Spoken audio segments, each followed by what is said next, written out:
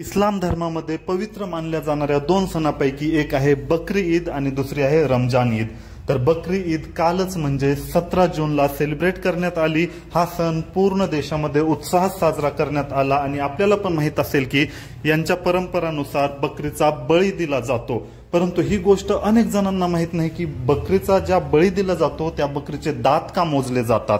जर तुम्हाला बी जाणून घ्यायची इच्छा असेल तर हा व्हिडिओ पूर्ण बघा। इस्लाम धर्मानुसार ज्या बकरीचा बळी दिला जातो ती खूप जास्त लहान बी असली नाही पाहिजे आणि खूप जास्त मोठी बी म्हणजे वयोवृद्ध पण नसली पाहिजे, तेव्हाच बळी दिला जातो आणि त्यांचं वय ठरवलं जातं ते दातावरून। जर समजा 4 ते 6 दात असतील तर त्या बकरीचं वय 1 वर्ष मानलं जातं आणि ही बकरी बळी देण्यासाठी सक्षम असते किंवा पात्र ठरत असते। परंतु जर समजा एकही दात नसेल तर त्या बकरीचं वय हे 1 वर्षापेक्षा कमी मानलं जातं आणि त्या बकरीचा बळी नाही दिला जात। आणि जर समजा वय खूपच जास्त असेल तरी सुद्धा म्हणजे 6 पेक्षा जास्त दात असतील तर तिला वयोवृद्ध मानलं जातं आणि त्या सुद्धा बकरीचा बळी दिला जात नाही। तर याच कारणामुळे ज्या बकरीचा बळी दिला जातो बळी देण्या अगोदर दात मोजले जातात।